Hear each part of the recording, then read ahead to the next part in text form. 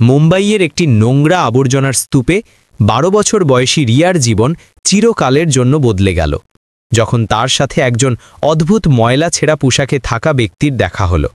মুম্বাইয়ের আবর্জনার স্তূপে ভোরের প্রথম আলো ছড়াতে শুরু করেছিল।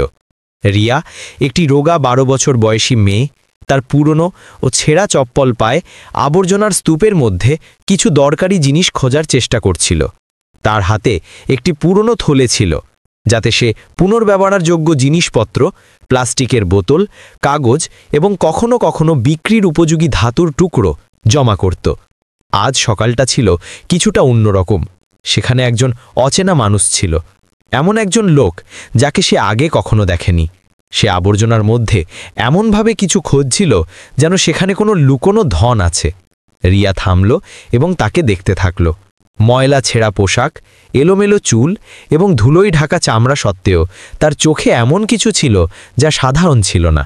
একটি অভিজাত ঔজ্জ্বল্য, একটি রাজকীয় স্থিরতা যা তার দারিদ্র্যপূর্ণ পরিস্থিতির সঙ্গে মোটেও মানানসই ছিল না। যখন লোকটি রিয়াকে দেখল, সে যেন জমে গেল এবং তারপর সে এমন কিছু করল যা রিয়ার হৃৎস্পন্দন থামিয়ে দিল। সে রিয়ার পুরো নাম ধরে ডাকল, রিয়া দেশমুখ। রিয়ার গলা শুকিয়ে গেল। সে কখনোই এই লোকটির সঙ্গে দেখা করেনি, তাহলে সে তার পুরো নাম জানল কি করে? আবর্জনার স্তূপ হঠাৎ নীরব হয়ে গিয়েছিল। শুধু দূর থেকে আসা যানবাহনের শব্দ এবং কাকের কাঁ কাঁ শব্দ শোনা যাচ্ছিল। লোকটি কাঁপতে কাঁপতে রিয়ার কাছে এলো এবং ভয়ার্থ কণ্ঠে বলল, আমার তোমার সাহায্য দরকার, এর আগে যে ওরা আমাকে খুঁজে পায়। রিয়া জিজ্ঞাসা করল, ওরা কারা? কিন্তু সে শুধু মাথা নেড়ে গেল, যেন কোনো অদৃশ্য বিপদের ভয়ে ভীত। সে রিয়ার হাত ধরল এবং অনুনয় করে বলল, তোমার মা যেন না জানতে পারে যে আমি বেঁচে আছি। রিয়ার শরীরে একটি শিহরণ বয়ে গেল। তার মা সীমা, একজন শান্ত বিধবা, কখনোই কোনো রহস্যময় লোকের কথা বলেননি। রিয়া যখন এসব ভাবছিল, হঠাৎ একটি কালো গাড়ি ধীরে ধীরে আবর্জনার স্তূপের পাশ দিয়ে গেল, যেন কিছু খুঁজছে। রিয়া দ্রুত লোকটিকে দৃষ্টির আড়ালে টেনে নিয়ে যাওয়ার চেষ্টা করল, কিন্তু সে হঠাৎ তার বাহুতে অজ্ঞান হয়ে গেল। রিয়া ঘাবড়ে গিয়ে তাকে জাগানোর চেষ্টা করছিল। তার মস্তিষ্ক দ্রুত কাজ করছিল। কি করা উচিত? পুলিশকে ডাকব? তার মাকে? ঠিক তখনই যখন সে লোকটিকে নাড়াচ্ছিল, তার হাত তার পকেটে থাকা কোনো শক্ত জিনিসে ধাক্কা খেল। সে পকেট থেকে একটি সোনালি ধাতব কার্ড বের করল, যাতে একটি নাম খোদাই করা ছিল, মনোজ ভার্মা। রিয়ার মুখ হাঁ হয়ে গেল। মনোজ ভার্মা, মুম্বাইয়ের সেই কোটিপতি ব্যবসায়ী যার কয়েক সপ্তাহ ধরে কোনো খোঁজ ছিল না। শহর জুড়ে তার নিখোঁজ হওয়ার গুজব ছড়িয়ে পড়েছিল। এটা কি সম্ভব ছিল যে এই নোংরা অপরিচিত লোকটি সেই বিখ্যাত শিল্পপতি যার ছবি খবরের কাগজে ছাপা হতো? রিয়া আবার লোকটির মুখের দিকে তাকালো। এখন সে বুঝতে পারল কেন তাকে কিছু পরিচিত লাগছিল। তার চিন্তার মাঝেই হঠাৎ কেউ জোরে তার নাম ধরে ডাকল। যখন সে পিছনে ফিরল, সে দেখল তার মা তার দিকে দৌড়ে আসছে এবং মাটিতে পড়ে থাকা লোকটির ওপর তার মায়ের চোখ পড়তেই তার মুখে ভয়ঙ্কর আতঙ্কের ভাব ফুটে উঠল। সীমা রিয়াকে পিছনে টেনে নিয়ে গেল। তার চোখে ভয় আর রাগের মিশ্রণ ছিল।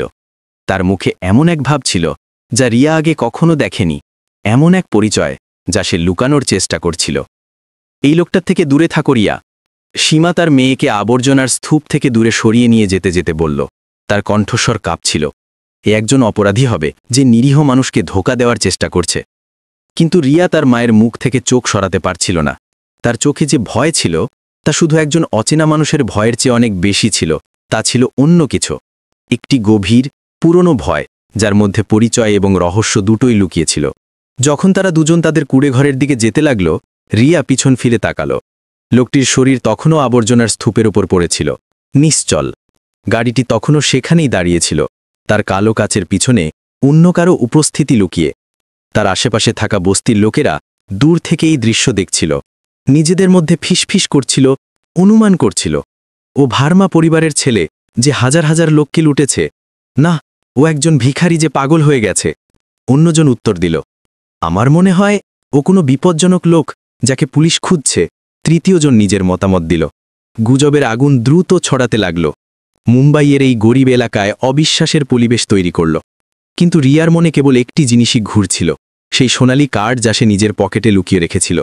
বাড়ি ফিরে সীমা তার মেয়ের সঙ্গে অস্বাভাবিক কঠোর আচরণ করছিল। তুমি আর কখনো সেই আবর্জনার স্তূপে যাবে না রিয়া, সে কাঁপতে কাঁপতে গ্লাসে জল ভরতে ভরতে বলল। রিয়া দেখল যে তার মায়ের হাত এত জোরে কাঁপছিল যে জল গ্লাস থেকে ছলকে পড়ছিল। সে তার মায়ের এই আচরণে অবাক হয়েছিল। ওই অচেনা লোকটি কি তার মাকে ভয় পাইয়ে দিয়েছে, নাকি অন্য কোনো ব্যাপার ছিল? রিয়া হাত ধোয়ার জন্য বাইরে জলের নলের কাছে গেল। তার হাত এখনও আবর্জনার গন্ধে ভরা। তার হাতও কাঁপছিল, কিন্তু ভয় থেকে নয়, উত্তেজনা থেকে। যখন সে হাত ধুচ্ছিল, তার প্রতিবেশী দিনু কাকা সেখানে এলেন। রিয়া বেটি, তুমি কি শুনেছ? পুলিশ কোনো খুব বিপজ্জনক এবং শক্তিশালী লোককে খুঁজছে। বলে সে কোনো বড় আর্থিক কেলেঙ্কারির সাথে যুক্ত। রিয়ার হৃদস্পন্দন বেড়ে গেল। সেই কোটিপতি কি সত্যিই এই কেলেঙ্কারির অংশ ছিল? সে দ্রুত হাত ধুয়ে তার কুঁড়ে ঘরের দিকে দৌড়াল। তার মনে অনেক প্রশ্ন জাগছিল। মা কি জানতই লোকটি কে? সীমা এবং মনোজ ভার্মার মধ্যে কি কোনো পুরনো সম্পর্ক ছিল? আর সবচেয়ে গুরুত্বপূর্ণ, সে তার নাম জানল কিভাবে? সন্ধ্যা নামতেই বস্তিতে একটি অদ্ভুত নীরবতা ছেয়ে গেল।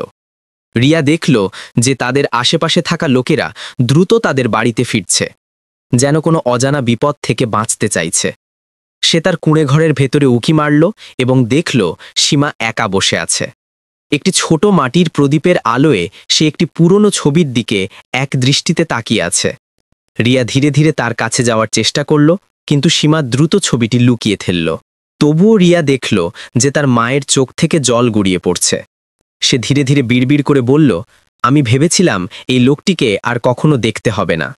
এই বাক্যটি অন্ধকার ঝুপড়িতে একটি অপ্রত্যাশিত আঘাতের মতো প্রতিধ্বনিত হল। রিয়া তার পদক্ষেপ থামাল। তার মায়ের এই অদ্ভুত আচরণ, অচেনা লোকটির তার নাম জানা এবং এখন এই কান্না, সবকিছুই খুব রহস্যময় লাগছিল। সে ভেতরে যাওয়ার সাহস পেল না এবং বাইরে দাঁড়িয়ে নইল, নিজের হৃদস্পন্দন শুনতে শুনতে। রাত গভীর হয়েছিল, কিন্তু রিয়ার ঘুম আসছিল না। তার মনে বারবার সেই সোনালী কার্ডের কথা ঘুরছিল। অবশেষে অস্থিরতা এবং কৌতূহল থেকে চালিত হয়ে সে নিঃশব্দে বিছানা থেকে উঠল। তার ছেঁড়া চপ্পল পরল এবং লুকিয়ে ঘর থেকে বেরিয়ে গেল। চাঁদের আবছা আলোয় মুম্বাইয়ের বস্তির গলিগুলো ভৌতিক লাগছিল। দূরে কোথাও একটি কুকুর ঘেউ ঘেউ করছিল। রিয়া দ্রুত হাঁটতে হাঁটতে আবর্জনার স্তূপের দিকে এগিয়ে গেল। তার মন বলছিল যে হয়তো লোকটি সেখানেই ফিরে এসেছে। হয়তো সে তাকে খুঁজে পাবে এবং সমস্ত প্রশ্নের উত্তর পেয়ে যাবে। যখন সে আবর্জনার স্তূপের কাছে পৌঁছালো, সে দেখল সেই কালো গাড়িটি তখনও সেখানে দাঁড়িয়ে আছে। তার ভেতরে কেউ বসেছিল, একটা ছায়ার মতো দেখা যাচ্ছিল। রিয়ার পা ধীর হয়ে গেল। ভয় আর কৌতূহলের মাঝে আটকে ছিল সে। হঠাৎ গাড়ির দরজা খুলল এবং একজন লোক বাইরে এলো। সে ছিল লম্বা, হয়তো 40-এর কাছাকাছি বয়স, কালো স্যুট পরা। তার চোখ ছিল উজ্জ্বল এবং তীক্ষ্ণ। এদিকে এসো মেয়ে, আমাদের কথা বলতে হবে, রিয়া ধীরে স্বরে বলল। রিয়া পিছিয়ে গেল, তার মনে পালানোর চিন্তা এলো। তুমি আজ এখানে একটি লোককে দেখেছিলে, তাই না? লোকটি জিজ্ঞাসা করল। আমাদের তাকে ফিরিয়ে আনতে হবে, এটা খুব জরুরি। রিয়া কিছু বলল না, শুধু আরও পিছনে সরে গেল। কিন্তু সে দৌড়াতে পারার আগেই লোকটি আবার কথা বলল, এবং তার পরের কথায় রিয়ার পায়ের নিচের মাটি সরে গেল। তার কাছে একটি সোনালী কার্ড ছিল, তুমি জানো আমি কার কথা বলছি? আর তারপর সে তার হাত এগিয়ে দিল, যেখানে কিছু একটা জল করছিল। সেই একই সোনালী কার্ড যা রিয়া কয়েক ঘন্টা আগে তার পকেটে লুকিয়ে রেখেছিল। রিয়ার শ্বাস বন্ধ হয়ে গেল। তার হাতে সেই একই সোনালী কার্ড কি করে থাকতে পারে? সে তো সেটা তার পকেটে নিরাপদে লুকিয়ে রেখেছিল। সে তার পকেটে হাত দিল এবং অনুভব করল যে কার্ডটি নেই। সে কাঁপতে কাঁপতে তার হাত দিয়ে পকেটে আরও গভীরে হাতাড়াতে লাগলো, কিন্তু কার্ডটি সেখানে ছিল না। আমি জানি না আপনি কোন কার্ডের কথা বলছেন, রিয়া মিথ্যা বলল, তার কণ্ঠস্বর স্বাভাবিক রাখতে চেষ্টা করতে করতে। কিন্তু তার হাতের কাঁপুনি এবং চোখের ভয়ে তার মিথ্যাকে উন্মোচন করছিল। স্যুট পরা লোকটি চোখ ছোট করল এবং রিয়ার মুখ গভীরভাবে অধ্যয়ন করতে লাগল, যেন সে তার মুখের প্রতিটি ছোট অভিব্যক্তি পড়ছে। তার তীক্ষ্ণ চোখ রিয়ার মিথ্যা সহজেই ধরে ফেলেছিল। দেখো মেয়ে, আমরা মনোজ ভার্মাকে খুঁজছি, লোকটি ধীরে স্বরে বলল। সে একটি বিপজ্জনক পরিস্থিতিতে আছে, তার জীবনের ঝুঁকি আছে। তুমি তাকে দেখেছ, তাই না? রিয়া মাথা নেড়ে অস্বীকার করল, তার চোখ মাটির দিকে নিবদ্ধ করে। আমি কাউকে দেখিনি, আমি তো শুধু আবর্জনা কোড়াতে এসেছিলাম। লোকটি একটি দীর্ঘশ্বাস ফেলল। আমার নাম বিবেক, সে পরিচয় দিতে গিয়ে বলল। আমি মনোজের জন্য কাজ করি। যদি তুমি কিছু জানতে পারো তাহলে আমাকে এই নম্বরে ফোন করো। সে রিয়াকে একটি কার্ড দিল যাতে একটি মোবাইল নম্বর লেখা ছিল। রিয়া নম্বরটি নিয়ে নিজের পকেটে রেখে দিল, তখনও অবিশ্বাস নিয়ে ভরা। বিবেক শেষবারের মতো তার দিকে তাকালো এবং তারপর গাড়িতে উঠে চলে গেল। কালো গাড়ি অন্ধকারে অদৃশ্য হয়ে গেল। রিয়া গভীর শ্বাস নিল এবং তার বাড়ির দিকে দৌড়াল। তার হৃদয় দ্রুত ধুকধুক করছিল। তার মনে হাজারো প্রশ্ন জাগছিল। কে এই মনোজ ভার্মা? সে কি সত্যি সেই লোক ছিল যাকে সে আবর্জনার স্তূপে দেখেছিল? আর কেনই বা তার মা এত চিন্তিত ছিলেন? বাড়ি পৌঁছে রিয়া দেখল সীমা তখনও জেগে আছে। সে টেবিলের ওপর বসেছিল। সেই পুরনো ছবিটি তার সামনে রাখা ছিল এবং তার চোখ ফোলা ছিল, যেন সে দীর্ঘ সময় ধরে কাঁদছিল। তুমি কোথায় গিয়েছিলে? সীমা জিজ্ঞাসা করল। তার কণ্ঠে উদ্বেগ এবং রাগ দুটোই ছিল। রিয়া উত্তর দিল না। এর পরিবর্তে সে তার মায়ের দিকে তাকালো এবং সরাসরি জিজ্ঞাসা করল, আপনি সেই লোকটিকে চেনেন, তাই না? সে আমার নাম জানল কি করে? সীমার মুখ ফ্যাকাশে হয়ে গেল। সে কিছুক্ষণ চুপ থাকল, যেন তার শব্দগুলো ওজন করছিল। সে একজন বিপজ্জনক লোক, সীমা অবশেষে বলল। তার থেকে দূরে থাকো রিয়া। আমি তোমাকে আর আবর্জনার স্তূপে যেতে দেব না। কিন্তু আপনি আমার প্রশ্নের উত্তর দিচ্ছেন না, রিয়া জোর দিয়ে বলল। তার কণ্ঠে এখন দৃঢ়তা ছিল। সে আমার পুরো নাম জানল কি করে? আর আপনি এত চিন্তিত কেন? আপনি কি তাকে চেনেন? সীমা দ্রুত ছবিটি তুলে নিয়ে তার শাড়ির আঁচলে লুকিয়ে ফেলল। কিন্তু সে এমন করার আগেই রিয়া দেখে নিল যে ছবিটির কিনারায় একটি প্রতীক ছিল, সেই একই অক্ষর যা সোনালী কার্ডে খোদাই করা ছিল। ওই কার্ডটা, রিয়া হঠাৎ বলে উঠল। ওতে ভার্মা লেখা ছিল। সে কি মনোজ ভার্মা, সেই কোটিপতি যার সম্পর্কে সবাই কথা বলছে, যে কয়েক সপ্তাহ ধরে নিখোঁজ? সীমার চোখ বড় হয়ে গেল। সে জিজ্ঞাসা করল, তুমি এই নাম জানলে কি করে? তার কণ্ঠে ভয় স্পষ্ট ছিল। তার কাছে একটি কার্ড ছিল, রিয়া স্বীকার করল। আমি ওটা দেখেছি। সীমা দুহাতে নিজের মাথা চেপে ধরল। ও ঈশ্বর, সে বিড়বিড় করে বলল। এটা আবার শুরু হয়ে গেল। রিয়া তার মায়ের কাছে গিয়ে তার কাঁধে হাত রাখল। মা, আমাকে বলুন কি হচ্ছে? সে অনুরোধ করল। আপনি এই লোকটিকে চেনেন কিভাবে? আর সে আমার সম্পর্কে জানল কিভাবে? সীমা চোখ মুছে গভীর শ্বাস নিল। রিয়া, অনেক বছর আগে আমি ভার্মা পরিবারের বাড়িতে কাজ করতাম, সে স্বীকার করল। তার কণ্ঠস্বর ব্যথায় ভরা ছিল। আর আমাকে এমন একটি ভুলের জন্য শাস্তি দেওয়া হয়েছিল যা আমি কখনোই করিনি। এমন একটি ভুল যা আমার জীবন নষ্ট করে দিয়েছে। এই প্রকাশ রিয়ার জন্য বজ্রপাতের মতো ছিল। সে আরও কিছু জিজ্ঞাসা করার আগেই কবিতার শেষ কথাগুলো তার কানে প্রতিধ্বনিত হলো। যদি মনোজ তাকে আগে খুঁজে পায়, তবে আমরা সবাই বিপদে আছি। রিয়া সারা রাত তার মা এবং পুলিশ অফিসারের মধ্যে হওয়া কথোপকথন নিয়ে ভাবল। সে খুবই কমই ঘুমিয়েছিল। তার মনে অসংখ্য প্রশ্ন ঘুরপাক খাচ্ছিল। সকালের প্রথম আলো কুঁড়েঘরের ভেতরে প্রবেশ করতেই রিয়া বিছানা থেকে উঠে বসল। সীমা ততক্ষণে জেগে গিয়েছিল। সে সকালের চা তৈরি করছিল, কিন্তু তার মুখে ছিল ক্লান্তির গভীর ছাপ, যেন সেও সারা রাত ঘুমাতে পারেনি। মা, রিয়া তার মায়ের কাছে গিয়ে বলল, আপনি কি আমাকে বলতে পারেন কাল রাতে কি হয়েছিল? আপনি আর সেই পুলিশ অফিসার কি কথা বলছিলেন? সীমা একটি দীর্ঘশ্বাস নিল, চায়ের কাপটি দুহাতে ধরে। রিয়া, কিছু বিষয় আছে যা তুমি বুঝতে পারবে না, সে ধীরে স্বরে বলল। কিছু সত্য আছে যা তোমার জানা নিরাপদ নয়। আমি বাচ্চা নই, রিয়া রাগের সাথে বলল। আমার জানার অধিকার আছে। যদি এটা আমার সম্পর্কে হয়, তবে আমার জানা উচিত। সীমা তার মেয়ের দিকে তাকালো। তার চোখে ছিল ভালোবাসা আর ভয়ের মিশ্রণ। ঠিক আছে, সে অবশেষে বলল। হয়তো তোমার কিছু জানা উচিত, কিন্তু সবকিছু নয়, এখন নয়। সে বলতে শুরু করল যে কিভাবে সে ভার্মা পরিবারের বিশাল প্রাসাদে কাজ করত, একজন গৃহকর্মী হিসেবে। মনোজ ভার্মা পরিবারের একমাত্র ছেলে, যিনি একজন তরুণ ব্যবসায়ী ছিলেন, যিনি তার বাবার সাম্রাজ্যকে আরও বড় করার জন্য কাজ করছিলেন। একদিন সীমা বলল, কিছু গুরুত্বপূর্ণ নথি গায়েব হয়ে গেল। এমন নথি যা পরিবারের ব্যবসার জন্য খুব গুরুত্বপূর্ণ। আমার ওপর সেগুলি চুরি করার অভিযোগ আনা হয়েছিল। আমাকে বের করে দেওয়া হলো, আমার অপমান করা হলো এবং কেউ আমার কথা শুনল না। রিয়া তার মায়ের হাত ধরে বলল, কিন্তু আপনি তো কিছু করেননি, তাই না? সীমা মাথা নেড়ে বলল, না, আমি কিছু করিনি, কিন্তু কেউ আমার কথা মানতে রাজি ছিল না। আমি ছিলাম একজন গরিব কাজের লোক, আর তারা ছিল একটা শক্তিশালী পরিবার। রিয়া এসব শুনে হতবাক হয়ে গেল। তার মা এত বছর ধরে এই ব্যথা নিজের ভেতরে লুকিয়ে রেখেছিলেন। আর সেই পুলিশ অফিসার কবিতা? রিয়া জিজ্ঞাসা করল। সীমা চোখ বন্ধ করল। সেও সেখানে কাজ করত, কিন্তু একজন নিরাপত্তা প্রহরী হিসেবে। সে আমাকে সাহায্য করার চেষ্টা করেছিল, কিন্তু সীমার কণ্ঠস্বর কেঁপে গেল এবং সে চুপ হয়ে গেল। রিয়ার মন প্রশ্নে ভরে গিয়েছিল, কিন্তু সে আরও প্রশ্ন করার আগেই সীমা ঘর থেকে বেরিয়ে যেতে ইশারা করল। আর না রিয়া, এখন আমাকে একা থাকতে দাও। রিয়া অনিচ্ছা সত্ত্বেও তার মাকে একা ছেড়ে দিল। তার মনে হচ্ছিল সীমা এখনও অনেক কিছু লুকিয়ে রেখেছেন।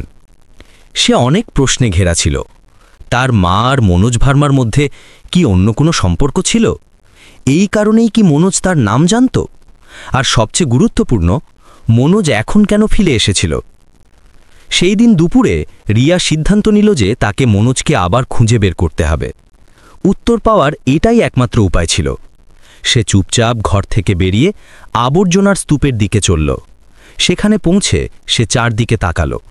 আশেপাশে কেউ ছিল না। আবর্জনার স্তূপগুলো আগের চেয়েও বেশি ভীতিকর লাগছিল, যেন তারা তাদের ভেতরে অনেক রহস্য লুকিয়ে রেখেছে। রিয়া সেই জায়গার দিকে পা বাড়াল যেখানে সে মনোজকে শেষবার দেখেছিল। সেখানে সে একটি কম্বল পেল, মাটিতে ছড়ানো পায়ের ছাপ, কিছু লেফটওভার খাবারের টুকরো এবং একটি ভাঁজ করা কাগজ যার ওপর তার নাম লেখা ছিল।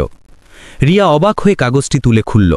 তাতে কেবল একটি বাক্য লেখা ছিল, তোমার জানা উচিত তোমার মা আসলে কে। এই কয়েকটি শব্দ রিয়ার মনে বোমার মতো ফাটল দিল। তার শ্বাস বন্ধ হয়ে গেল। কেই বার্তা রেখে গেল? মনোজকে, নাকি অন্য কেউ? তার মা সম্পর্কে এই কি রহস্য যা সবাই জানত সে ছাড়া? হঠাৎ সে কিছু নড়াচড়ার শব্দ শুনতে পেল। সে চমকে পিছনে ফিরল। তার ভারসাম্য হারানোর উপক্রম হল। কেউ আবর্জনার স্তূপের আড়াল থেকে তাকে দেখছিল। কে ওখানে? রিয়া ভয়ে জিজ্ঞাসা করল। কোনো উত্তর এলো না, শুধু আরও একটি খড়খড় শব্দ শোনা গেল। রিয়া পিছনে সরে যেতে লাগল। তার হৃৎস্পন্দন দ্রুত হয়ে গিয়েছিল। ঠিক তখনই একটি নোংরা ও দুর্বল হাত তার গোড়ালি চেপে ধরল। রিয়া চিৎকার করতে যাচ্ছিল, কিন্তু দেখল সে মনোজ। আবর্জনার ব্যাগের মধ্যে লুকিয়ে আছে। এখনও দুর্বল, তবে জ্ঞান আছে।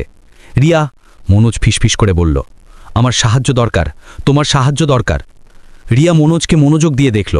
তাকে আগের চেয়েও বেশি অসুস্থ লাগছিল। তার কপালে ঘাম ছিল এবং চোখ তীব্র জ্বরে লাল ছিল। সে কোটিপতি মনোজ ভার্মা, যার ছবি খবরের কাগজ ও ম্যাগাজিনে ছাপা হতো, যার বড় বড় গাড়ি আর বিলাসবহুল প্রাসাদ ছিল। আর এখন সে একটি আবর্জনার স্তূপে পড়ে আছে, নোংরা পোশাকে, 12 বছরের একটি মেয়ের কাছে সাহায্য চাইছে। আপনার কাছে সেই কার্ড ছিল? রিয়া জিজ্ঞাসা করল। সোনালী কার্ড?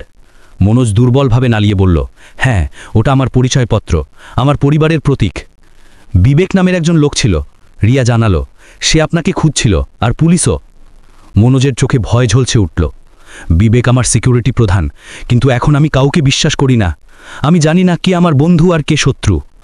রিয়া তখনও বিশ্বাস করতে পারছিল না। সমস্ত ঘটনা এত রহস্যময় এবং অদ্ভুত লাগছিল। কেন আমি? সে জিজ্ঞাসা করল। আপনি আমার সাহায্য কেন চান? আর আপনি আমার নাম জানলেন কিভাবে? মনোজ রিয়ার দিকে এমনভাবে তাকালো যেন সে তার একমাত্র আশা। কারণ, সে ব্যথাতুর কণ্ঠে বলল, কারণ আমি এখানে সাহায্য চাইতে আসিনি, আমি তোমার কাছে ক্ষমা চাইতে এসেছি। রিয়া অবাক হয়ে তাকে দেখতে থাকল।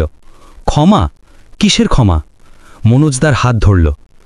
আমি তোমাকে বলবো, কিন্তু এখানে নয়, এটা নিরাপদ নয়, আমাদের অন্য কোথাও যেতে হবে। রিয়া চারদিকে তাকালো। আবর্জনা। ডাম্পের পাশে একটি পুরনো গুদাম ছিল, যা এখন আর ব্যবহারে ছিল না। সেখানে চলো, সে ইশারা করল। সেখানে কেউ আমাদের দেখবে না।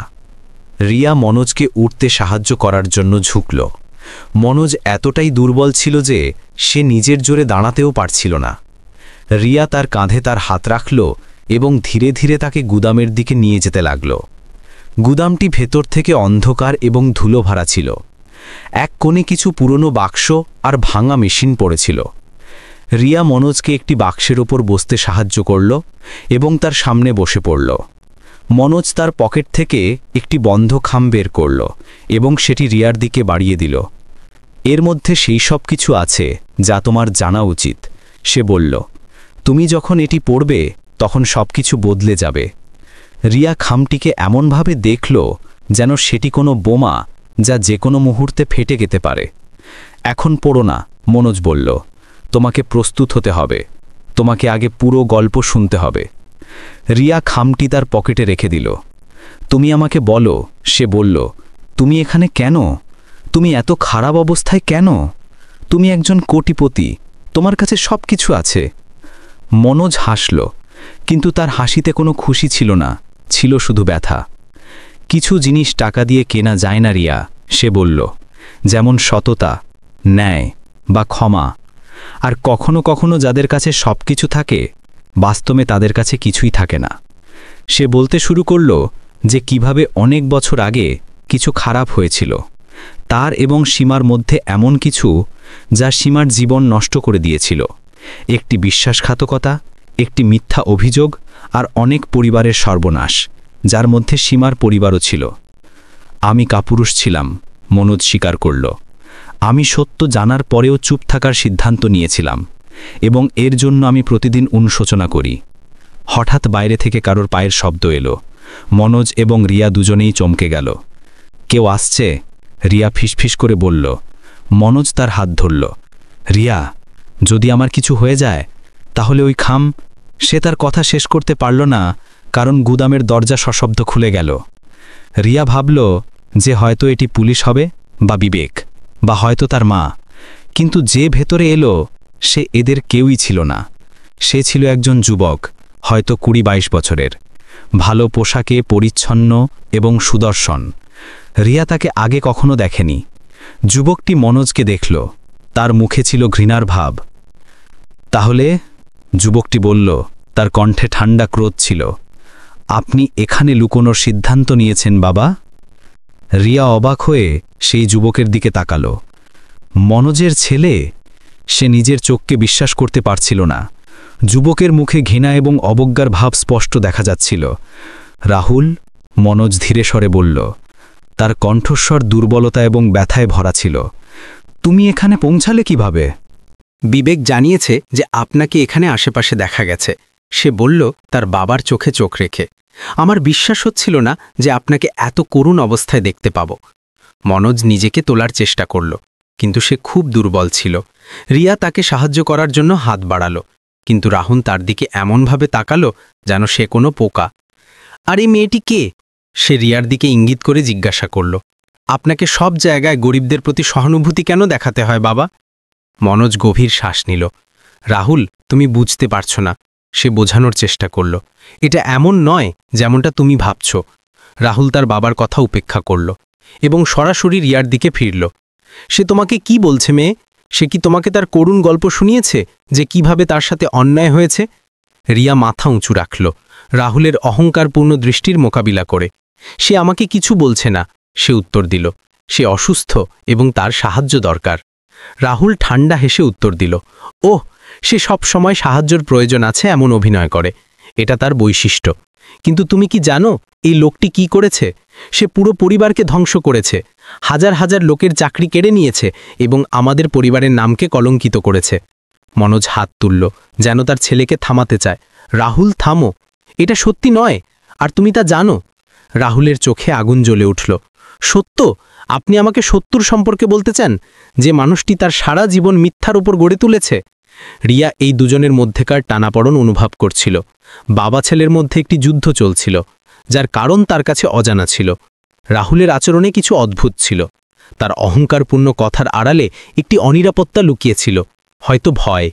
রিয়া অনুভব করল যে এটা কেবল রাহুলের ক্রোধ ছিল না, বরং আরও কিছু গভীর ছিল, হয়তো প্রতিশোধ বা ঈর্ষা। দেখুন, রিয়া শান্ত স্বরে বলল, এই টানটান পরিস্থিতিকে শান্ত করার চেষ্টা করে। আমরা সবাই শান্ত হই এবং কথা বলি। আপনার বাবার চিকিৎসার প্রয়োজন, তিনি খুব অসুস্থ। রাহুল রিয়ার দিকে অবিশ্বাস নিয়ে তাকালো। তুমি কে যে এসব বোঝার দাবি করো? একজন আবর্জনা কুড়ানো মেয়ে। আমার মাথায় আসে না যে বাবা কেন আমাদের বিলাসবহুল বাড়ি থেকে পালিয়ে এই নোংরা জায়গায় এলেন, আর তোমার মতো। রাহুল, মনোজ তার দুর্বল কণ্ঠস্বর উঁচু করে বলল, এই মেয়েটির সাথে এমনভাবে কথা বলো না। তুমি জানো না তুমি কি বলছো। রাহুল তার বাবার দিকে ফিরল। তার মুখে বিস্ময় এবং ক্রোধের ভাব ছিল। আপনার মানে কি? আমি পুরোপুরি জানি আমি কি বলছি। আপনি পরিবার ছেড়ে পালিয়ে গেলেন, কোম্পানিতে বিশৃঙ্খলা সৃষ্টি করলেন, আর এখন এই ধরনের লোকের সাথে লুকিয়ে আছেন। এটাই কি আপনার পরিকল্পনা? আপনার সব পাপ লোকানো? রাহুল মনোজের দিকে এগোতেই রিয়া তাদের মাঝে এসে দাঁড়াল। থামো, সে বলল, তার ছোট হাত দুটি সেই লম্বা যুবকের দিকে প্রসারিত করে। যদি তুমি তোমার বাবাকে ভালোবাসো তাহলে তাকে সাহায্য করো, তিনি সত্যিই অসুস্থ। রাহুল এক মুহূর্তের জন্য থমকে গেল, রিয়ার ছোট শরীরে লুকিয়ে থাকা দৃঢ়তা দেখে অবাক হয়ে। সে তার বাবার দিকে তাকালো, যিনি ঘামে ভিজে কাঁপছিলেন। হয়তো তার ভেতরে কোথাও এখনও বাবার জন্য উদ্বেগ অবশিষ্ট ছিল। ঠিক আছে, রাহুল অবশেষে বলল, আমি তাকে ফিরিয়ে নিয়ে যাব, তবে এর অর্থ এই নয় যে আমি সব কিছু ভুলে গেছি বা ক্ষমা করে দিয়েছি। সে তার বাবার দিকে এগোতে লাগল তাকে তোলার জন্য, কিন্তু মনোজ হাত তুলে তাকে থামিয়ে দিল, একটি চমকপ্রদ প্রকাশ করে। ওকে আগে সত্য জানতে দাও রাহুল, তোমার আগে। রাহুলের মুখ একদম ফ্যাকাশে হয়ে গেল, যেন তার রক্ত শুকিয়ে গেছে।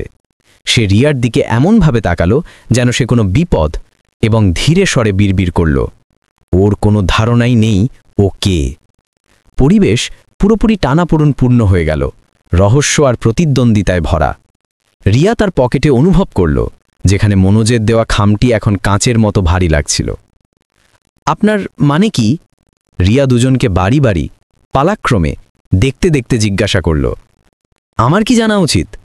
মনোজ আর রাহুল একে অপরের দিকে তাকালো, যেন তাদের মধ্যে একটি অকথিত বোঝাপড়া রয়েছে। রাহুল গভীর শ্বাস নিল এবং মনোজের দিকে ঝুঁকল। আপনি এটা বলতে পারেন না, সে ধীরে স্বরে বলল, কিন্তু রিয়া তা পরিষ্কার শুনতে পেল। এটা সব শেষ করে দেবে। আপনি জানেন এর অর্থ আপনি চিরতরে পরিবার থেকে বাইরে হয়ে যাবেন। মনোজ তার ছেলের দিকে দীর্ঘ দৃষ্টিতে তাকালো। হয়তো আমি পরিবার থেকে বাইরে হতে চাই রাহুল, হয়তো এটাই সঠিক। রাহুল তার বাবার দিক থেকে চোখ সরিয়ে নিল এবং ঘরে কয়েক কদম হেঁটে গেল, যেন ভাবছে। তারপর সে হঠাৎ থামল এবং রিয়ার দিকে ফিরল। তুমি এই লোকটিকে বিশ্বাস করছো কেন? সে জিজ্ঞাসা করল। তোমার মা কি জানেন যে তুমি এখানে?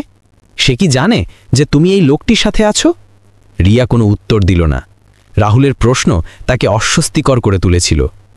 সে তার মা সম্পর্কে জানল কিভাবে? সে কি তাদের মধ্যেকার সম্পর্কেও জানত? রাহুল রিয়ার চুপ করে থাকাকে তার উত্তর বলে ধরে নিল।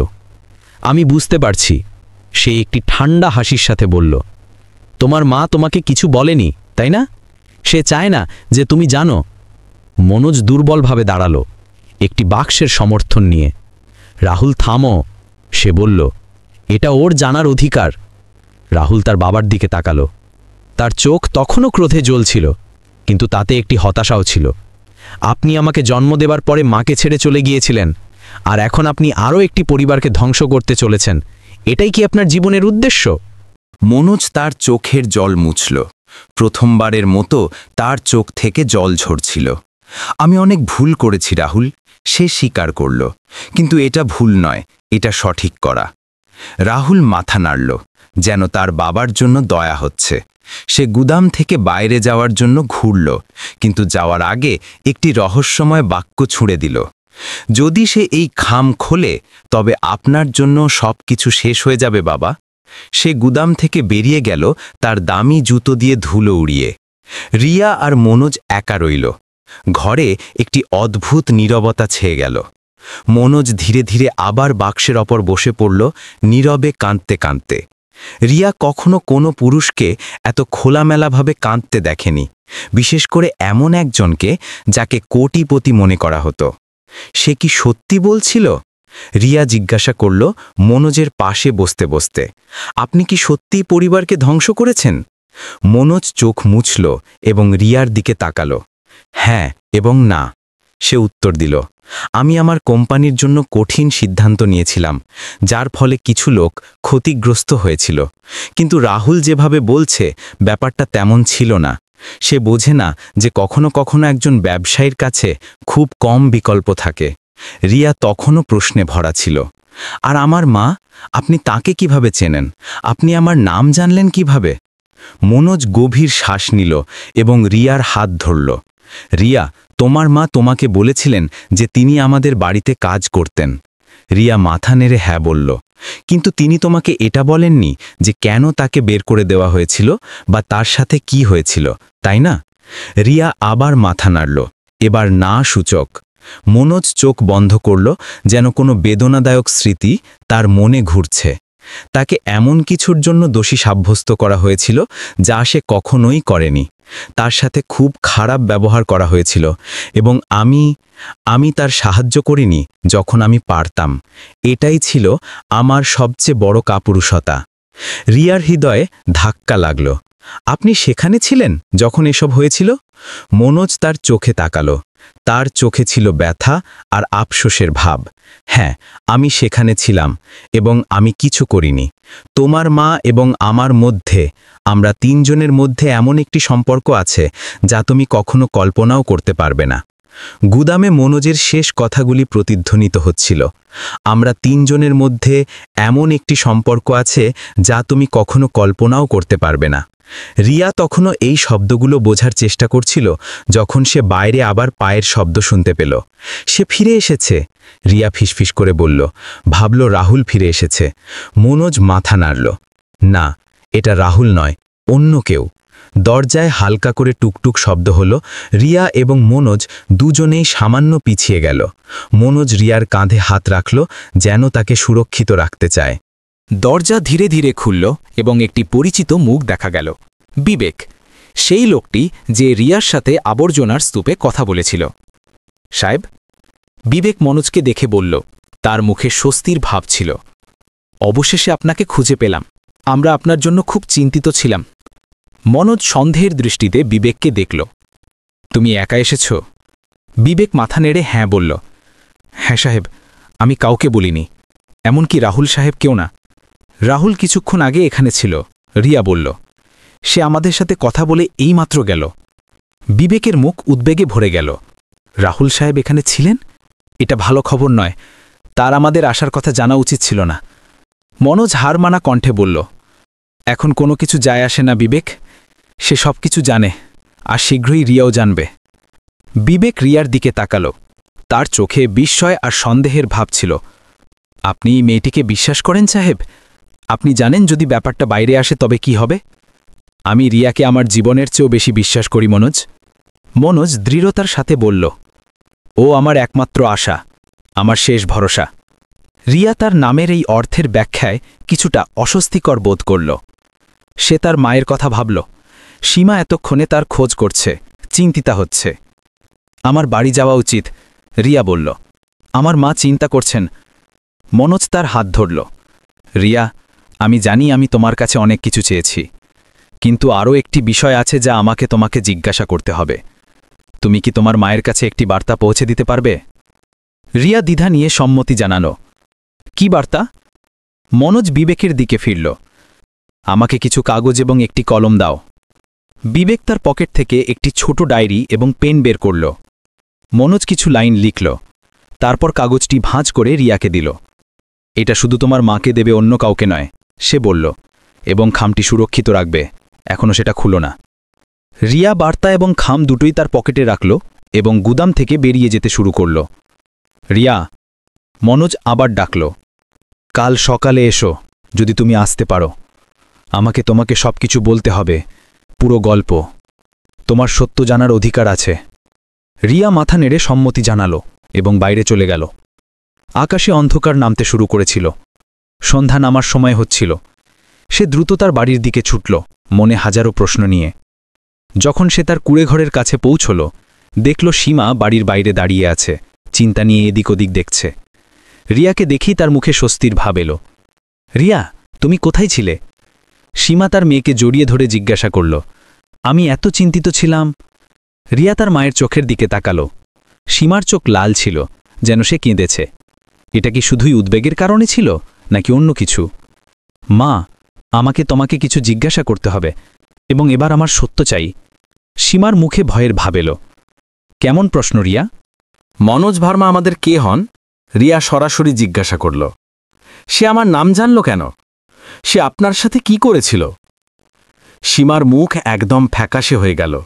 সে কথা বলার জন্য মুখ খুলল, কিন্তু কোনো শব্দ বের হল না। সে রিয়ার হাত ধরল এবং তাকে ঘরের ভেতরে নিয়ে গেল। ভেতরে ঢুকে সীমা দরজা বন্ধ করল এবং একটি দীর্ঘশ্বাস নিল। রিয়া, তুমি তার সাথে দেখা করেছ? তুমি তাকে আবার দেখেছ? রিয়া মাথা নেড়ে হ্যাঁ বলল। হ্যাঁ, আর তার ছেলে রাহুলকেও। এটা শুনে সীমার হাঁটুতে যেন আর প্রাণ রইল না। সে চেয়ারে পড়ে যেতে যেতে বাঁচল। ভগবান, না, রাহুল এখন এখানে আছে। মা, আমাকে বলুন কি হচ্ছে। রিয়া অনুনয় করল, আমি আর বাচ্চা নই, আমার জানার অধিকার আছে। সীমা তার দুহাতে তার মাথা ধরল। হ্যাঁ, তোমার অধিকার আছে। সে অবশেষে স্বীকার করল, কিন্তু এটা জানার পর তোমার পৃথিবী বদলে যাবে রিয়া। রিয়ার মনোজের বার্তার কথা মনে পড়ল। মা, মনোজ আপনার জন্য এই বার্তাটি দিয়েছেন। সে কাগজের টুকরোটি সীমার হাতে দিতে দিতে বলল। সীমা কাঁপতে কাঁপতে বার্তাটি নিল এবং পড়ল। পড়তে পড়তে তার চোখ থেকে জল ঝরতে লাগল। বার্তাটি পড়ে সে কাগজটি নিজের বুকে চেপে ধরল এবং চোখ বন্ধ করে নিল, গভীর শ্বাস নিতে নিতে। কি লেখা আছে তাতে? রিয়া জিজ্ঞাসা করল। সে ক্ষমা চাইছে, সীমা ধীরে স্বরে বলল, আর বলছে যে এখন সত্য বলার সময় এসেছে। রিয়া তার মায়ের হাত ধরল। তাহলে আমাকে বলুন মা, আমাকে সব কিছু বলুন। সীমা চোখ বন্ধ করে বসে রইল, যেন নিজের ভেতরে সাহস সঞ্চয় করছে। রিয়া, এটা খুব লম্বা আর বেদনাদায়ক গল্প, আর যখন তুমি সব জেনে যাবে তখন হয়তো তুমি আমাকে ঘৃণা করতে শুরু করবে। আমি আপনাকে কখনো ঘৃণা করতে পারি না, রিয়া দৃঢ়তার সাথে বলল। ঠিক তখনই দরজায় টুকটুক শব্দ হল। সীমা আর রিয়া দুজনেই চমকে গেল। কে? সীমা জিজ্ঞাসা করল ভয়ে কাঁপতে থাকা কণ্ঠে। আমি রাহুল ভার্মা। আমাকে আপনার সাথে কথা বলতে হবে সীমাজি, একান্তে। সীমা ভয়ে রিয়ার দিকে তাকালো। ওকে ভেতরে আসতে দিও না, সে ফিসফিস করে বলল। কিন্তু রিয়া ভাবল যে হয়তো এটাই তাদের রহস্য বোঝার সুযোগ। সে ধীরে ধীরে দরজা খুলল। রাহুল সেখানে দাঁড়িয়েছিল। এখন তাকে আগের মতো অহংকারী মনে হচ্ছিল না। তার মুখে এখন রাগের বদলে উদ্বেগের ভাব ছিল। রিয়া, সে বলল, তার কণ্ঠে এখন আর সেই কঠোরতা ছিল না যা গুদামে ছিল। আমি কি ভেতরে আসতে পারি? আমাকে তোমার মায়ের সাথে কথা বলতে হবে, এবং তোমার সাথেও। রিয়া তার মায়ের দিকে তাকালো, যার মুখ তখনও ভয়ে ফ্যাকাশে ছিল, কিন্তু সে ধীরে ধীরে মাথা নেড়ে অনুমতি দিল। রাহুল ভেতরে এলো এবং ছোট কুঁড়েঘরটি পর্যবেক্ষণ করল। তার মুখে এখন অবজ্ঞার ভাব ছিল না, বরং একটি অদ্ভুত নম্রতা ছিল। সীমাজি, আমি জানি আপনার জন্য এটা দেখা কতটা কঠিন হবে, কিন্তু আমাকে আপনাকে কিছু বলতে হবে। সীমা রাহুলকে গভীরভাবে দেখল। তুমি ঠিক তোমার বাবার মতোই দেখতে, সে ধীরে স্বরে বলল, যখন সে তোমার বয়সে ছিল। রাহুল চোখ নামিয়ে নিল। আমি জানি আপনার আর আমার বাবার মধ্যে কি হয়েছিল, সে বলল। আমি বছর ধরে জানি, এবং আমি এর জন্য দুঃখিত। সীমা हैरान হয়ে গেল। তুমি জানো, আর তুমি এখানে ক্ষমা চাইতে এসেছ? রাহুল তার চুল পিছনে সরিয়ে গভীর শ্বাস নিল। আমি বলতে এসেছি যে আমার বাবা গুরুতর বিপদে আছেন, সে বলল, এবং আপনিও। আর সে রিয়ার দিকে তাকালো। রিয়াও। রিয়ার হৃৎস্পন্দন দ্রুত হতে লাগল। কেমন বিপদ? সে জিজ্ঞাসা করল। রাহুল তার পকেট থেকে একটি পেনড্রাইভ বের করল এবং রিয়ার দিকে বাড়িয়ে দিল। এর মধ্যে এমন তথ্য আছে যা সব কিছু বদলে দেবে, সে বলল। কিন্তু তোমাকে এটা তোমার মায়ের থেকে দূরে দেখতে হবে। সীমা এগিয়ে গিয়ে রাহুলের হাত ধরল। না, আমি তোমাকে এটা ওকে দিতে দেব না, ও এখনও প্রস্তুত নয়। রাহুল সীমার চোখের দিকে তাকালো। আপনি জানেন যে ওর জানার অধিকার আছে, সে ধীরে স্বরে বলল। রিয়া দুজনকে দেখল। তার চোখ তার হাতে থাকা পেনড্রাইভ এবং পকেটে লুকানো খামের মধ্যে ঘুরছিল। আমার প্রথমে কি দেখা উচিত? সে জিজ্ঞাসা করল, তার হাত বাড়িয়ে। পেনড্রাইভ নাকি খাম? রাহুল এবং সীমা দুজনে স্তব্ধ হয়ে গেল। সীমা তার মেয়ের হাত ধরল। রিয়া, প্লিজ, সে অনুনয় করল। এখন নয়, আগে আমার কথা শোনো। রিয়া তার মায়ের হাত সরিয়ে দিল, যেন স্বাধীনতার দিকে পা বাড়াচ্ছে। সে গভীর শ্বাস নিল এবং সিদ্ধান্ত নিল। সে ধীরে ধীরে তার পকেট থেকে খামটি বের করল। রিয়া খামটি তার পকেট থেকে বের করে হাতে ধরল। তার হৃৎস্পন্দন দ্রুত হয়ে গিয়েছিল। খামটি এখনও আবদ্ধ ছিল, গাঢ় বাদামি রঙের। তাতে কোনো নাম বা ঠিকানা লেখা ছিল না। সে যখনই সেটি খোলার জন্য তার আঙুল চালাচ্ছিল, সীমা তার হাত ধরে ফেলল। রিয়া, আমি তোমাকে শেষবারের মতো অনুরোধ করছি। সীমার কণ্ঠস্বর কাঁপছিল। আগে আমাকে বলতে দাও, তারপরে যদি তুমি চাও তাহলে এটি পড়ে নিও। রাহুল যে এতক্ষণ চুপচাপ দাঁড়িয়েছিল এগিয়ে এলো। সীমাজি, সময় নেই, আমাদের ওকে সত্যি বলতেই হবে। রিয়া তার মায়ের মুখে ব্যথা দেখল, এমন ব্যথা যা বছরের পর বছর ধরে ভেতরে ভেতরে লালিত হচ্ছিল। এক মুহূর্তের জন্য সে ভাবল হয়তো সে খামটি খুলবে না, হয়তো কিছু সত্য অকথিত থাকাই উচিত। কিন্তু তারপর তার মনোজের কথা মনে পড়ল এবং সে তার মন স্থির করে নিল। আমার জানতে হবে, সে দৃঢ়তার সাথে বলল। সীমা গভীর শ্বাস নিল এবং রিয়ার হাত ছেড়ে দিল। সে একটি চেয়ারে বসে পড়ল, যেন নিজেকে আসন্ন ঝড়ের জন্য প্রস্তুত করছে। রিয়া ধীরে ধীরে খামটি খুলল। তাতে কিছু কাগজপত্র ছিল, যার মধ্যে কিছু নথি এবং একটি পুরনো ছবি ছিল। সে সবার ওপরে রাখা নথিটি বের করল এবং পড়তে শুরু করল। এটি একটি চিঠি ছিল, মনোজ ভার্মা দ্বারা লেখা। চিঠিতে লেখা ছিল যে মনোজ কেবল সীমাকে চিনতই না, বরং তাকে বরখাস্ত করার পরেও তাকে সাহায্য করার চেষ্টা করেছিল। কিন্তু তার নিজের পরিবার তাকে এমন করতে বাধা দিয়েছিল। মনোজ কখনোই সীমার জীবন নষ্ট করেনি, এর বিপরীতে সে তাকে বাঁচানোর চেষ্টা করেছিল। চিঠিতে আরও লেখা ছিল যে রাহুল, যে উত্তরাধিকার হারানোর ভয় ছিল, সে তার বাবা এবং সীমার বিরুদ্ধে ভুয়া নথি তৈরি করেছিল। এই সব ছিল একটি বড় পারিবারিক ষড়যন্ত্র। রিয়ার মাথায় চক্কর আসতে লাগল। সে এতক্ষণের গল্প বোঝার চেষ্টা করছিল। সে হাতে ধরা ছবিটা দেখল। তাতে একটি যুবতী সীমা ছিল, যে একটি বিলাসবহুল বাড়ির বাগানে দাঁড়িয়েছিল, আর তার পাশে একটি হাসিখুশি তরুণ মনোজ ছিল। তারা দুজনেই খুশি লাগছিল, যেন তাদের মধ্যে কোনো গভীর সম্পর্ক আছে। এই ছবিটা, রিয়া ধীরে সরে বলল, তার মায়ের দিকে দেখতে দেখতে। সীমা চোখ বন্ধ করল, তার গালে জল গড়িয়ে পড়ছিল। হ্যাঁ, এটা আমরা, অনেক বছর আগের কথা। রিয়া এখন কিছুটা বুঝতে পারছিল। তাহলে আপনি শুধু একজন কাজের লোক ছিলেন না, সে বলল। এটা কোনো প্রশ্ন ছিল না, বরং একটি বক্তব্য ছিল। রাহুল পেনড্রাইভটি টেবিলের উপর রাখল।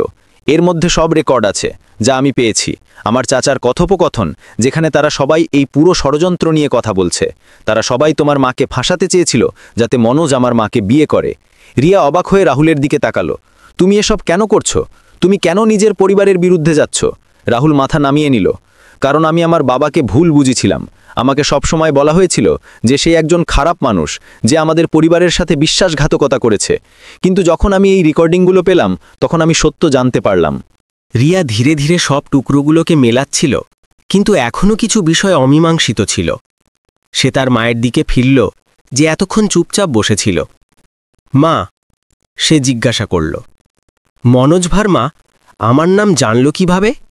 সে বলল যে আমাদের তিনজনের মধ্যে এমন একটি সম্পর্ক আছে যা আমি কল্পনাও করতে পারি না। এর মানে কি? ঘরে নীরবতা ছেয়ে গেল। সীমা তার শাড়ির আঁচল দিয়ে জল মুছল এবং রিয়ার দিকে তাকাল। তার চোখে ছিল অপার ভালোবাসা এবং ব্যথা। রিয়া, সীমা ধীরে স্বরে বলল, মনোজ ভার্মা তোমার বাবা। রিয়ার মনে হলো যেন তার পায়ের নিচের মাটি সরে গেল। সে ভারসাম্য হারিয়ে মেঝের ওপর ভর দিয়ে দাঁড়াল। কি? সে রাগ আর বিভ্রান্তির মিশ্রিত ভাব নিয়ে জিজ্ঞেস করল, এটা কি করে হতে পারে? আপনি আমাকে বলেছিলেন যে আমার বাবা মারা গেছেন যখন আমি খুব ছোট ছিলাম। সীমা রিয়ার হাত ধরার চেষ্টা করল, কিন্তু রিয়া তার হাত সরিয়ে নিল। আমি তোমাকে মিথ্যে বলেছিলাম রিয়া, আমি তোমাকে বাঁচাতে চেয়েছিলাম। আমার ভয় ছিল যে ভার্মা পরিবার যদি জানতে পারে, তবে তারা তোমাকে আমার কাছ থেকে কেড়ে নেবে।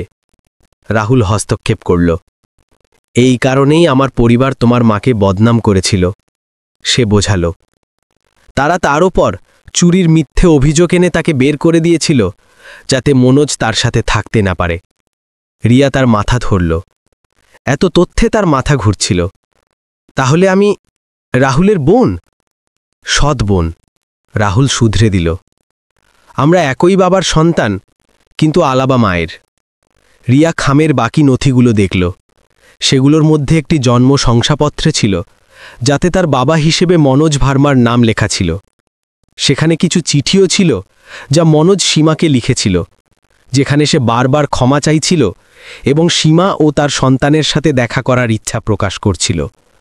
তোমার জন্মের পর, সীমা ধীরে স্বরে আরও বলল, মনোজ তোমাকে দেখার চেষ্টা করেছিল, কিন্তু তার পরিবার তাকে হুমকি দিয়েছিল যে যদি সে এমন করে, তবে তাকে উত্তরাধিকার থেকে বঞ্চিত করা হবে। সেই সময় তার কোম্পানি সংকটে ছিল এবং তার কোনো বিকল্প ছিল না। তাই সে আমাদের ছেড়ে গিয়েছিল। রিয়ার মনে চিন্তার ঝড় বইছিল। সে তার সারা জীবন মনোজ ভার্মা একজন বিখ্যাত কোটিপতির মেয়ে ছিল, অথচ সে একটি গরিব বস্তিতে বড় হয়েছে, আবর্জনা কুড়িয়ে জীবনযাপন করেছে। এটা কি করে সম্ভব? আমি তাকে কখনো ক্ষমা করিনি, সীমা বলল, তার চোখ থেকে জল মুছে। যখন সে আবর্জনার স্তূপে হাজির হলো, আমার মনে হলো যেন আমি একটি ভূত দেখেছি। আমি জানতাম না যে সে তোমাকে খুঁজছিল। আমি ভেবেছিলাম সে তোমাকে আমার কাছ থেকে দূরে নিয়ে যাবে। রাহুল তার হাত রিয়ার কাঁধে রাখল। আমিও তার বাবাকে ঘৃণা করতাম, সে বলল। আমি ভাবতাম সে একজন স্বার্থপর খারাপ মানুষ, কিন্তু এখন আমি জানতে পারলাম যে আমি কতটা ভুল ছিলাম। রিয়া তাদের মুখগুলো দেখল, এই পুরো সত্যকে বোঝার চেষ্টা করতে করতে। একদিকে তার রাগ হচ্ছিল যে তার কাছ থেকে এত বড় কথা লুকিয়ে রাখা হয়েছে, অন্যদিকে সে বুঝতে পারছিল যে তার মা কেন এমনটি করেছিলেন। এখন সে জিজ্ঞাসা করল, এখন সে কেন ফিরে এসেছে, আর সে এত খারাপ অবস্থায় কেন? কারণ সে সব কিছু ছেড়ে পালিয়ে গিয়েছিল। রাহুল জানালো, সে সত্য সামনে আনতে চেয়েছিল, ভার্মা পরিবারের সমস্ত অপরাধ উন্মোচন করতে চেয়েছিল। যখন আমার কাকা এবং তার সঙ্গীরা জানতে পারলেন, তখন তারা তার প্রাণ নেওয়ার চেষ্টা করলেন। রিয়ার চোখ বড় হয়ে গেল। তারা কি তাদের পরিবারের সদস্যের ওপর হামলা করেছিল? রাহুল মাথা নেড়ে হ্যাঁ বলল। হ্যাঁ, আর এখন তারা তোমার আর তোমার মায়ের খোঁজ করছে। যদি তারা জানতে পারে যে তুমি মনোজের মেয়ে, তবে তুমিও বিপদে। রিয়া হঠাৎ আরও একটি বিষয়ে মনোযোগ দিল। আর সেই পুলিশ অফিসার কবিতা, সে এই সবের সাথে কিভাবে যুক্ত? সীমা গভীর শ্বাস নিল। কবিতা আমার বন্ধু ছিল, যখন আমরা দুজনেই ভার্মা প্রাসাদে কাজ করতাম। সে একজন নিরাপত্তা প্রহরী ছিল, কিন্তু এখন সে পুলিশে আছে। সে আমাকে সাহায্য করার চেষ্টা করছে, কিন্তু সেও ভার্মা পরিবারের ক্ষমতাকে ভয় পায়। রাহুল তার ঘড়ি দেখল। আমাদের দ্রুত করতে হবে, সে বলল। যদি আমরা চাই যে মনোজ আর আপনারা দুজনেই নিরাপদ থাকেন, তবে আমাদের এখন কাজ করতে হবে।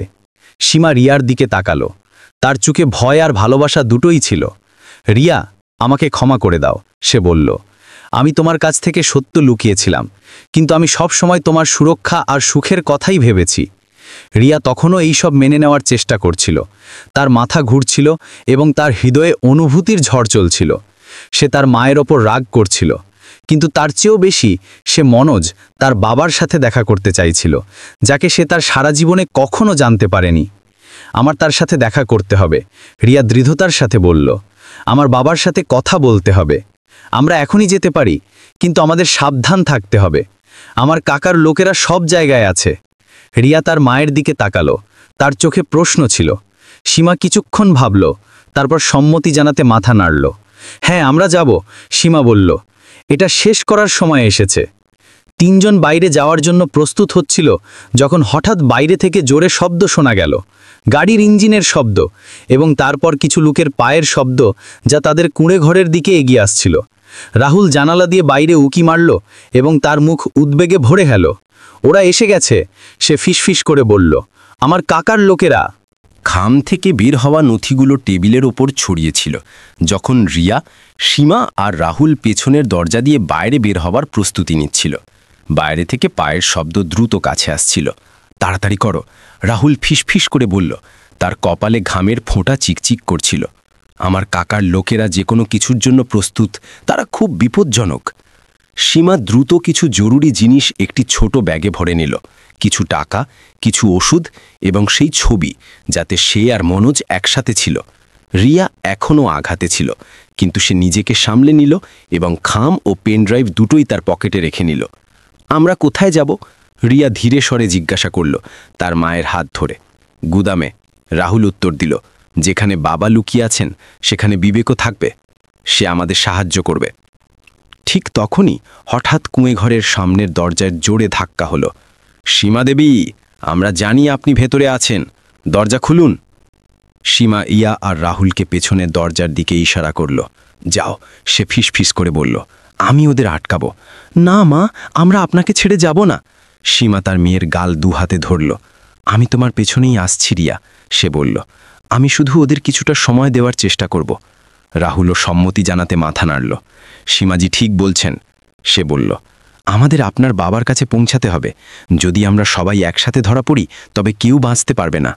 রিয়া অনিচ্ছা সত্ত্বেও মেনে নিল। সে আর রাহুল পেছনের দরজা দিয়ে বাইরে বেরিয়ে গেল যখন সীমা সামনের দরজার দিকে পা বাড়াল। বাইরে অন্ধকার নামতে শুরু করেছিল। সূর্য ডুবে গিয়েছিল এবং মুম্বাইয়ের বস্তিতে ধীরে ধীরে আলো জ্বলছিল। রিয়া আর রাহুল লুকিয়ে লুকিয়ে গলিগুলো পেরিয়ে আবর্জনার স্তূপের দিকে এগোতে লাগল। আমার মা ঠিক থাকবেন তো? রিয়া চিন্তিত হয়ে জিজ্ঞাসা করল পেছনে ফিরে দেখতে দেখতে। সীমাজি সাহসী, আর তিনি জানেন তিনি কি করছেন। আমাদের তার ওপর ভরসা রাখতে হবে। তারা দ্রুত এগিয়ে যেতে থাকল। আবর্জনার স্তূপে পৌঁছানোর পর তারা গুদাম থেকে আসা হালকা আলো দেখতে পেল। তারা সাবধানে গুদামের দিকে এগোলো, প্রতি পদক্ষেপে চারপাশের শব্দ শুনতে শুনতে। গুদামের ভেতরে মনোজ একটি পুরনো বিছানায় শুয়েছিল যখন বিবেক তার পাশে বসেছিল। মনোজ তার ওষুধ খেয়ে নিয়েছিল এবং এখন আগের চেয়ে একটু ভালো লাগছিল। তার জ্বর কমে গিয়েছিল এবং তার চোখে আবার চমক আসছিল। রিয়া আর রাহুল ভেতরে ঢুকতেই মনোজ উঠে বসল। রিয়াকে দেখে তার চোখে একটি অদ্ভুত ঔজ্জ্বল্য এলো। রিয়া, সে ধীরে সরে বলল, তুমি খাম খুলেছ? রিয়া মাথা নেড়ে হ্যাঁ বলল। হ্যাঁ, সে বলল, তার হৃৎস্পন্দন নিয়ন্ত্রণে আনার চেষ্টা করতে করতে। আমি জানতে পেরেছি আপনি আমার বাবা। মনোজের চোখ ভেজা হয়ে গেল। সে তার হাত রিয়ার দিকে বাড়ালো, কিন্তু তারপর থেমে গেল, যেন তার ভয় হচ্ছে যে সে দূরে পালিয়ে যাবে। আমাকে ক্ষমা করে দাও রিয়া, সে বলল, তার কণ্ঠে অনুশোচনার ভাব ছিল। আমি তোমাকে আর তোমার মাকে অনেক দুঃখ দিয়েছি। আমি একজন কাপুরুষ ছিলাম এবং আমি সত্যের জন্য দাঁড়ানোর পরিবর্তে আমার পরিবারের কাছে নতি স্বীকার করা বেছে নিয়েছিলাম। রিয়া তার ভেতরে ওঠা অনুভূতিগুলোর সাথে লড়াই করল।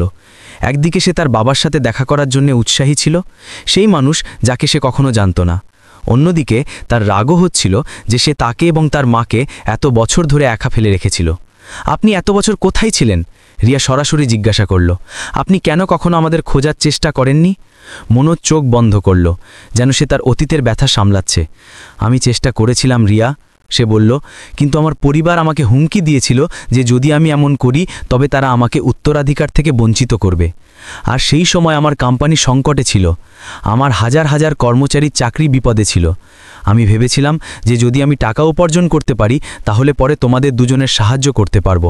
কিন্তু সময় কেটে গেল আর আমি আমার মিথ্যের জালে ফেসে গেলাম। রাহুল যে এতক্ষণ চুপ ছিল এগিয়ে এলো, আর তারপর আমি ওই রেকর্ডিংগুলো পেলাম এবং আমি জানতে পারলাম যে কাকা কিভাবে বাবা আর সীমা দুজনের সাথেই বিশ্বাসঘাতকতা করেছিলেন। মনোজ তার ছেলের দিকে তাকালো, তার চোখে ছিল কৃতজ্ঞতার ভাব।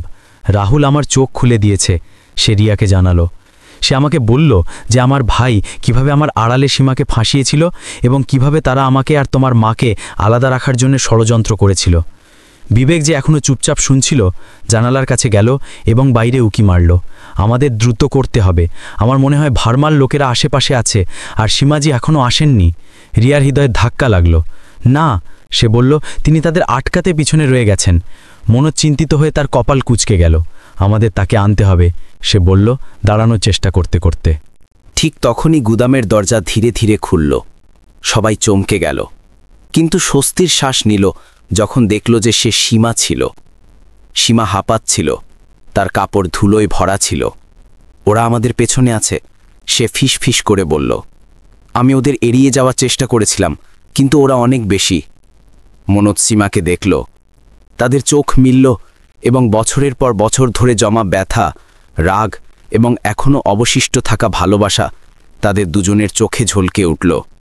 সীমা, মনোজ ধীরে স্বরে বলল। এখন নয় মনোজ, সীমা বলল, তার হাত তুলে। আগে আমাদের এখান থেকে বের হতে হবে, তারপর আমরা কথা বলবো। বিবেক তার পকেট থেকে একটি কাগজ বের করল, যাতে কিছু লেখা ছিল। এই নিন, প্রমাণের কপি, সে বলল। সব রেকর্ডিং, নথি এবং সাক্ষীদের বিবৃতি। এই সব রাজেশ ভার্মা এবং তার সঙ্গীদের বিরুদ্ধে প্রতারণা, জোর জুলুম এবং হত্যার চেষ্টার জন্য। মনোজ কাগজগুলো নিল এবং এক ঝলক দেখল। এটা যথেষ্ট, সে বলল, কিন্তু এটাকে সঠিক জায়গায় পৌঁছাতে হবে। কবিতার সাথে দেখা করতে হবে। সীমা বলল, সে বাইরে অপেক্ষা করছে। আমি তাকে রাস্তায় দেখেছি এবং তাকে সব বলেছি। সে আমাদের সাহায্য করবে। রিয়া, যতক্ষণ চুপচাপ সব শুনছিল, এগিয়ে এলো। মানে, সব কিছু সত্যি ছিল? সে জিজ্ঞাসা করল। নথিতে যা ছিল আর রাহুলের পেনড্রাইভে যা ছিল? মনোজ মাথা নেড়ে হ্যাঁ বলল। হ্যাঁ রিয়া, সে বলল, আমি কখনো তোমার মায়ের সাথে প্রতারণা করিনি। আমি তাকে খুব ভালোবাসতাম, এখনও বাসি, কিন্তু আমি আমার পরিবার আর টাকার চাপে তাকে আর তোমাকে ছেড়ে দিয়েছিলাম। এটাই ছিল আমার সবচেয়ে বড় ভুল। সীমার চোখে জল এলো। আর আমি তোমাকে ঘৃণা করেছিলাম মনোজ, সে স্বীকার করল। আমি ভেবেছিলাম তুমি আমাকে ধোঁকা দিয়েছ, যে তুমি আমাকে ফাঁসিয়েছ। আমি রিয়াকে তোমার থেকে দূরে রেখেছিলাম, কারণ আমার ভয় ছিল যে তুমি তাকে আমার কাছ থেকে কেড়ে নেবে। মনোজ সীমার হাত ধরল। আমাকে ক্ষমা করে দাও সীমা, সে বলল, যদি আমি কিছু বদলাতে পারতাম। ঠিক তখনই বাইরে থেকে জোরে শব্দ শোনা গেল, গাড়ির ইঞ্জিনের আওয়াজ এবং পায়ের শব্দ। ওরা এসে গেছে, বিবেক বলল, তার পিস্তল বের করতে করতে। আমাদের এখনই বের হতে হবে। মনোজ সীমা আর রিয়া দুজনকে দেখল। আমি এইবার তোমাদের দুজনকেই ছাড়ব না, সে দৃঢ়তার সাথে বলল। আমি আমার সব ভুল শুধরে নেব, যদি এর জন্য আমাকে আমার সব কিছু ছেড়ে দিতে হয়। বাবা, রাহুল বলল, আপনাকে সব কিছু ছাড়তে হবে না, আমরা মিলে লড়ব, আমরা সত্য সামনে আনব।